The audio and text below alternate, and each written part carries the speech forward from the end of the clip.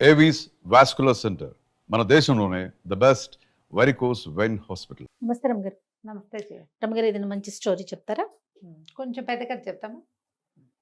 పూర్వం అట ఊహానగరం అనే ఒక రాజ్యం ఉండేది. దానికి వక్రబుద్ధి అనే పేరున్న ఒక రాజుగారు ఉండేవాడు. బాగుందండి, ఊరి పేరు బాగుంది, రాజు పేరు ఇంకా బాగుంది. అదే మరి కథలను బట్టి అలా పెడతారు మరి. అంతే. అయితే ఈయనకి ప్రతాపుడు అని ఒక అతను, ఒక కుర్రాడు సైనికుడుగా ఉండేవాడు ఆయన రాజ్యంలో. సైన్యాధిపతి కాదు, ఒక చిన్న పోస్టు. వీడు భలే చక్కటి వాడు, మంచి సాహసి, చాలా మంచివాడు కూడా. ఓసారి ఇతను 1-2 రోజులు సెలవులు వస్తే ఎవరి దారిని వాళ్ళు వెళ్తారు కదా, ఒక అడవిలోకి వెళ్ళాడు వేటాడడానికి. ఆ వేటాడుకుంటూ అటాట తిరిగాడు.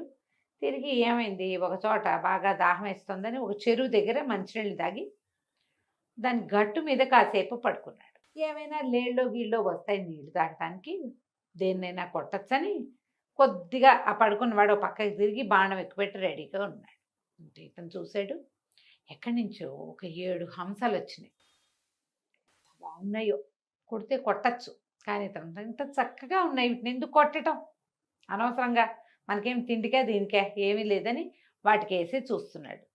వాటి హంసలు ఎక్కడి నుంచో దిగినాయి, గట్టు మీదకి నడుచుకుంటూ వచ్చినాయి. ఇతను చూస్తూ ఉండగానే రెక్కలు తీసి పక్కన పెట్టి 7 అందమైన అమ్మాయిలుగా మారిపోయి ఆ చెరువులోకి దిగేశారు వాళ్ళంతా. అమ్మాయిలందరూ చక్కగా చిన్న చిన్న బట్టలతోటి చెరువు అంతా ఈత కొట్టారు బ్రహ్మాండంగా.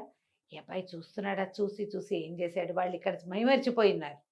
చల్లగా ఈ పక్క నుంచి ఆ పక్కకి దెక్కుంటూ వెళ్ళి ఆ రెక్కల్లో నుంచి ఒక జత రెక్కలు తీసి దాచిపెట్టుకున్నాడు. చీకటి పడిపోయి పడంగానే ఈ హంసలన్నీ బయటకు వచ్చినాయి. అమ్మాయిలందరూ బయటకు వచ్చి ఎవరి రెక్కలు వాళ్ళు తొడుక్కుని హంసల్లాగా మారిపోయారు. ఒక అమ్మాయి రెక్కలు దొరకలే. ఆ అమ్మాయి అటు ఇటు వెతుక్కుంటుంటే వాళ్ళందరూ ఏమన్నారు, నీ రెక్కలు వెతుక్కుని వచ్చి సమయం అయిపోయింది, చీకటి పడితే ఒప్పుకోరు, దారులు మూతపడిపోతాయని 6 హంసలు ఎగిరిపోయినాయి.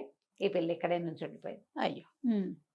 అటు ఇటు తిరిగింది, కొంచెం దుఃఖంగా చెప్పింది, నా రెక్కలు దొరికిన మహానుభావులు ఎవరో, దయచేసి నా రెక్కలు నాకు ఇవ్వండి, మీకేం కావాలంటే అది చేస్తా.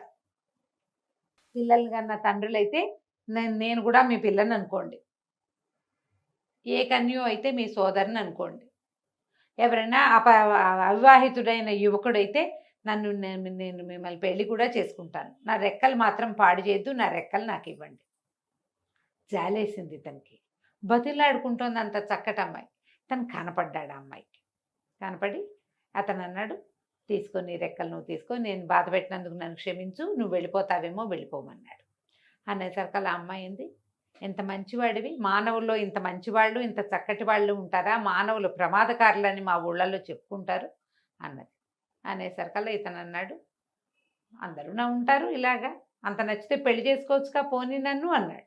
అనేసరికి ఆవిడ నవ్వింది, నేను మాట ఇచ్చాను ముందేనని మెడలో ఉన్న నవరత్నాల మాల తీసి అతని మెడలో వేసింది. నేను అన్నాను ముందే, అవివాహితుడైన వాడైతే వివాహం చేసుకుంటాను అని, నా రెక్కలు పాడైతే ఇంకా నాకు జీవితమే లేదు, అవి ఉంటే నేను ఎప్పటికైనా కొంతకాలానికి మా ఇంటికి వెళ్ళగలుగుతాను అని చెప్పింది. ఆ రెక్కలు దాచిపెట్టుకుంది. అతనితో పాటు అతని ఇంటికి వచ్చేసి వాళ్ళకు కూడా లోకంలో తెలిసిపోయింది, మానవుడు ఎవరికో మా తమ చెల్లెలు దొరికేసింది అని. ఇక అతను అమ్మాయితో పాటు ఇంటికి తీసుకొచ్చుకున్నాడు. చిన్న సామాన్యమైన కుటుంబం, పర్వాలేదు. కానీ ఎప్పుడైతే ఈ అమ్మాయి ఇతనితో పాటు ఒక అందమైన అమ్మాయి, చక్కగా మంచి బట్టలతోటి దేవతా స్త్రీలాగా ఉన్న అమ్మాయి వచ్చిందో ఊరంతా చెప్పుకున్నారు. బాగా చెప్పుకుని రాజుగారి దాకా పోయింది. రాజుగారు పిలిచాడు, ఏమిటో మీ ఆవిడ చాలా అందగత్తట, అంత చక్కటి అమ్మాయిని ఎట్లా సంపాదించాబోయ్ ఏమిటో అని అడిగాడు. అడిగితే నా భార్య ఒక దేవతా స్త్రీ అండి, ఇలాగా హంస రెక్కలు ఉన్నాయి వాళ్ళకి, నేను ఆ రెక్కలు సంగ్రహించడం వల్ల ఆమె నాతో వచ్చింది అని చెప్పేసరికి ఆ వక్రబుద్ధి రాజుగారికి చాలా ఆశ పుట్టింది. ఆ దేవతా స్త్రీ ఏదో మన దగ్గర ఉండకూడదు, వీడిని ఏమైనా చేస్తే ఆవిడ చచ్చినట్టు ఉంటుంది ఇక్కడ. మానవుల జీవితం ఎన్నాళ్ళు, కొంతకాలం అన్నాళ్ళు ఉంటుంది గ్యారంటీగా, వాడు లేకపోతే వాడు మన దగ్గర ఉంటుంది. ముందు చంపేసామనుకో దానికి కోపం వస్తుందేమో, అందుకని ఏమన్నాడు, సరే మంచి మాటేను అని ఏవో బహుమతులు ఇచ్చాడు, ఒక మంచి ఇల్లు ఏర్పరిచాడు, దేవతా స్త్రీ వచ్చింది భూలోకానికని పంపించేసాడు. పంపించేసి కొద్ది రోజులు పోయాక ఇతన్ని పిలిచాడు. అబ్బాయి 7 సప్త సముద్రాలు దాటిన తర్వాత ఒక పెద్ద కొండ వస్తుంది.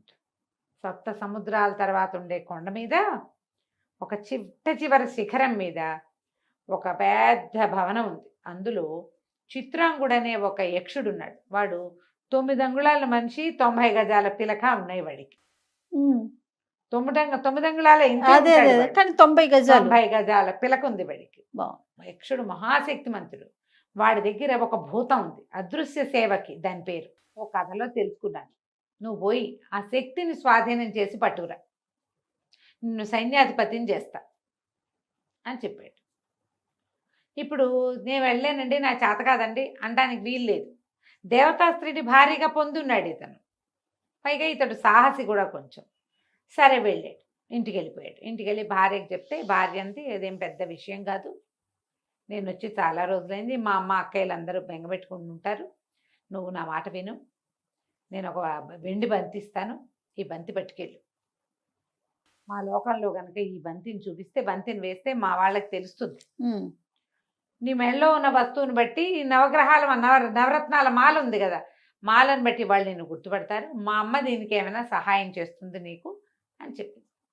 వీళ్ళు ఒక రకమైన దేవత జాతులు వాళ్ళు. సరే ఇతను ఏం చేశాడు, కొండలు కోనలు దాటుకుంటూ వెళ్ళి ఒక మాయా సరోవరం, అమ్మాయి చెప్పిన అడ్రస్ ప్రకారం ఆ సరోవరంలో బంతిని పడేసేసరికల్లా నీళ్ళన్నీ పక్కకిచ్చి పక్కకి వెళ్ళిపోయి తను దిగి వెళ్ళడానికి దారి కనపడింది. అతను ఆ దారి వెంబడి పాతాళ లోకం వైపుకి నడుచుకుంటూ వెళ్ళాడు. వెళ్ళగా వెళ్ళగా వెళ్ళగా ఓ ఉద్యానవనాలు అవి ఇవి వచ్చినాయి. ఈ యువకుడిని చూసి అమ్మో మానవుడు అని కొంతమంది అటు ఇటు వెళ్ళిపోయారు, కానీ ఒకళ్ళిద్దరు మెళ్ళో మాల చూసి గుర్తుపట్టి ఇతను అత్తగారి దగ్గరికి తీసుకుపోయారు. ఆవిడ మెళ్ళో ఉన్న వస్తువుని చూసి వాళ్ళ అమ్మాయి ఒక ఉత్తరం రాసిచ్చింది. అది చదువుకుని, అయ్యా నువ్వు చాలా మంచివాడివి, మా అమ్మాయి ఉత్తరం రాసింది, నేను నన్ను వదిలేయండి అని అడిగినందుకే నా భర్త నాకు ఉడుపులు ఇచ్చేస్తానన్నాడు, ఇంకొకడైతే హంసరెక్కలు దొరికితే ఎంతైనా చెయ్యొచ్చు, నేను అతన్ని వెలచి వివాహం చేసుకున్నాను, ఇతను చాలా ఉత్తముడు, మానవోత్తముడు, కాబట్టి ఇతనికి ఏదైనా సహాయం చెయ్యి, అతను అడిగింది చేయమని కూతురు ఉత్తరం రాసింది. ఆవిడ చాలా సంతోషించింది. చాలా బాగుందని ఏం చేసింది, తమ లోకంలో ఉన్న అన్ని రకాల జంతుజాలాల్ని పిలిచింది. అందరూ వచ్చారు. ఎవరికైనా ఈ సప్త సముద్రాల తర్వాత ఉన్నటువంటి ఈ కొండ మీద ఉన్న, కొస మీద, శిఖరం మీద ఉన్న చిత్రాంగుడు తెలుసా, ఆ లోకం తెలుసా, ఆ యక్షలోకం అంటే మాకు తెలియదు అన్నారు. అయితే వచ్చిన జనాల్లో ఒక కుంటి కప్ప కాలు కుంటిది ఎగురుకుంటూ వచ్చింది. మామూలుగా ఎగట్ల కుంటిగా ఎగురుతుంది. అది నాకు తెలుసు, నేను ఇది వరకు వెళ్ళాను, మా అమ్మ తాత వాళ్ళు అంతా కూడా వెళ్తుండే వాళ్ళు అక్కడికి అని చెప్పింది. చెప్పంగానే ఆవిడేమంది, నువ్వు మా నల్లుడు గారిని, ఈ ప్రతాపుడిని తీసుకెళ్ళి అక్కడికి తీసుకెళ్ళి ఆ పని ఏదో పూర్తి చేయించి తీసుకురా. సరే ప్రతాపుడు కుంటికప్ప ఇద్దరు బయలుదేరారు. ఈవిడేదో ఒక సాధనం ఇచ్చింది, సప్త సముద్రాలు దాటడానికి. సముద్రాలు దాటారు. కప్ప ఎలాగో నీళ్ళలో తిరుగుతుంది కదా, కొండెక్కారు. కొండెక్కితే ఆ కొండ బాగా పైకి ఎక్కి ఆ శిఖరాల మీదకి ఎక్కేసరికల్లా ఒక కోట కనపడింది. ఆ కప్ప ఏం చెప్పిందంటే, నేను బయటే ఉంటా, నేను లోపలికి రాలేను, నువ్వు లోపలికి వెళ్ళు, చూద్దాం. చీకటి కోణం, అది ఎటు నడుస్తున్నాడో ఏమిటో తెలీదు. ఈ కొండంతా ఎక్కారా, ఆ శిఖరం ఎక్కేసరికల్లా ఆయాసం రాదు. అతను మెల్లిగా తడుకుంటూ లోపలికి వెళ్ళాడు. ఎవ్వరూ తగలటల్లా, మనుషులు ఉన్నట్టుగా లేదు, అక్కడ ఏమీ లేదు. ఆ చీకటి కోణం లోపలికి వెళ్ళి సరే స్తంభాలు అవి ఇవి తగులుతున్నాయి చేతులకి. కొద్దిగా కాసేపటి కళ్ళు అలవాటు పడతాయి కదా, ఒక స్తంభాల చాటున కూలబడ్డాడు. ఆ ఆయాసం వచ్చేస్తుంది. ఈ ఆయాసం అణిగే సమయానికి ఢామ్మని వాకిలి తలుపులు తెరుచుకున్నాయి. ఆ బయట ఒకడు నిలబడి ఉన్నాడు. వాడి 9 అంగుళాలు ఉండి పెద్ద పిలకుంది, వాడికి పెద్ద కేకలు పెడుతున్నాడు, అదృశ్య సేవకి అని. అనంగానే టకటక దీపాలు వెలిగిపోయినాయి లోపల. ప్రతాపుడు తను కనపడతాడు, కబుక్కున్న స్తంభం వెనకాల దాక్కున్నాడు. వాడు ఆ పిలక సవరించుకుంటూ చిత్రాంగుడు లోపలికి వచ్చాడు. నేను సభకి వెళ్ళాలి, అన్నం పెట్టవా, ఎప్పటికి భోజనం పెడతావు నువ్వు అని గట్టిగా అరిచాడు. అరవంగానే వెంటనే ముందేమో ఈ దీపాలు వెలిగిపోయినాయి. ఒక దీపం చేత్తో పుచ్చుకుని ఒక దీపం కదులుతూ వస్తుంది. ఇతనికి ఒక కలశం ముందు కాళ్ళు కడుక్కోవడానికి నీళ్లు, కాళ్ళు కడుక్కున్నాడు. ఆ తర్వాత ఇతను లోపల నడిచొస్తుంటే ఒక పెద్ద ఆకు, దాని నిండా ఆహార పదార్థాలు, పక్కన ఒక విసనకర్ర ఇట్లా విసురుతూ కనపడుతోంది. మనుషులు కనిపించట్లా. ఈ కూర్చున్నాడు ఈ చిత్రాంగుడు. చకా చకా చకా భోజనం చేసాడు. భోజనం చేసి నేను వెళ్ళొస్తాను అని వెళ్ళిపోయాడు. వెంటనే మొత్తం దీపాలన్నీ ఆరిపోయిన చీకటి కోణం. ఈ ప్రతాపుడు బాగా ఆలోచించి అదృశ్య సేవకి కొంచెం దీపాలు వెలిగించమ్మా అన్నాడు. అనగానే మళ్ళీ దీపాలు వెలిగినాయి. ఓ. ఎవరు చెప్పినా వింటుంది అది. ఉమ్.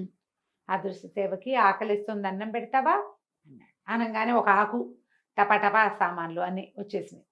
వచ్చేసాక ఇతను ఆకు దగ్గర కూర్చుని అదృశ్య సేవకి చిత్రాంగుడు భోజనం చేసి వెళ్ళాడు కానీ నువ్వు తినలేదుగా, నువ్వు కూడా వచ్చి కూర్చో భోజనం చేద్దు కానీ అన్నాడు.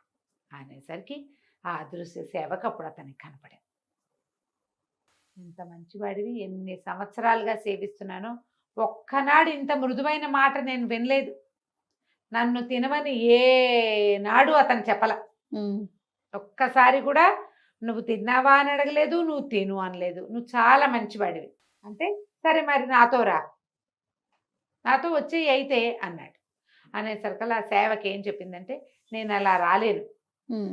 నన్ను ఆజ్ఞాపిస్తేనే చేస్తా, నన్ను ఆజ్ఞాపిస్తే వస్తాను నీతోటి. సరే అన్నం తినన్నాడు. ఆ భూతం కూడా కూర్చుని భోజనం చేసింది. దాని భోజనం ఇంతంతా ఇతనికి అన్నీ పెట్టింది, చక్కగా తిన్నాడు. అప్పుడు లేచాక అదృశ్య సేవకి ఇది వదిలేసి నా వెనకాల రా మా ఇంటికి నాతో పాటు అనగానే సరే అని వెనకాల పడి వచ్చేసి బయటకు వచ్చాక కుంటికప్ప కింద ఉంచింది కొండ కింద. అదే అక్కడ ఎక్కాడు కదా ఇతను. అక్కడికి వెళ్ళాక ఇతను నాకు ఈ కుంటికప్ప నా ప్రాణ స్నేహితుడు, ఇంత దూరం ఇతన్ని తీసుకొచ్చాడు, ఇతను కుంటితనాన్ని పోగొట్టవా అని అడిగాడు. అడగగానే కాలు కుంటిపోయింది దానికి, ఆ కప్పకి చేసేసింది, అది ఏమైనా చేయగలదు. ఈ కథ అంతా నడుస్తుంటే అక్కడ ఏమైంది, ఈ ప్రతాపుడిని ఇక్కడికి పంపించాడు కదా వక్రబుద్ధి, ప్రతాపుడు భార్య ఒకతేగా ఉంది. ఉమ్. ఆమె దగ్గరికి వెళ్ళి నీ భర్త ఇక రాడు, నేను ఈ దేశాన్ని వెళ్ళే రాజుని, నువ్వు ఒక సైనికుడితో వచ్చావు, నన్ను పెళ్లి చేసుకో, నాతో పాటు ఉండమని అడిగాడు. ఆవిడ ఏం చేసింది, పిచ్చి వేషాలు ఇస్తే చంపేస్తాను, నేను ఎవరనుకుంటున్నావు, మానవుడిని వలిచి వచ్చానంటే నా దేవతా శక్తులు వదిలిపెట్టుకుని రాలేదు, అతను మంచితనానికి వచ్చాను, నాతో పిచ్చి పిచ్చి వేషాలు వేసామంటే చంపేస్తాను. భయం వేసింది ఇతనికి, తగ్గిపోయాడు. కానీ ఆమెను బలవంతం చేసే సాహసం లేదు. కానీ ఏం చేశాడు, ఒక ఒంటి స్తంభం మేడ కట్టి అందులోకి ఆమెను ప్రవేశపెట్టాడు, బంధించేశాడు అనమాట లోపల. ఆ బంధనంలోనే లోపల ఉండిపోయింది. ఇప్పుడు ఇతను ఏం చేశాడు, ప్రతాపుడు ఈ కుంటి కప్పని తీసుకుని ఈ అదృశ్య సేవకుని వెంట పెట్టుకుని మా అత్తగారింటికి తీసుకెళ్ళన్నాడు. ముందు ఆ కప్పని తీసుకెళ్ళి అక్కడ దిగవిడిచి అత్తగారికి చాలా థ్యాంక్స్ చెప్పాడు. ఇలా ఇలా జరిగిందంటే ఆవిడ చెప్పింది, అవును ఆయన నీ మంచితనమే నీకు శ్రీరామ రక్ష, నువ్వు మంచివాడు అవటం వల్లే మా అమ్మాయి నిన్ను పెళ్లి చేసుకుంది, నువ్వు మంచివాడు అవటం వల్లే ఈ అదృశ్య సేవకి నీతో పాటు వచ్చింది, ఈమెను తీసుకుని వెళ్ళు అని చెప్పి ఈయన ప్రతాపుడు ఏం చేశాడు, ఈ అదృశ్య సేవక భూతాన్ని వెంబడబెట్టుకుని సొంత ఊరికి వెళ్ళిపోయాడు. ఇంట్లో చూస్తే భార్య లేదు. ఇతను రాజుగారి దగ్గరికి వెళ్ళాడు. వెళ్ళేసరికల్లా రాజు ఆశ్చర్యపడి వీడు వస్తాడని ఊహించలేదు.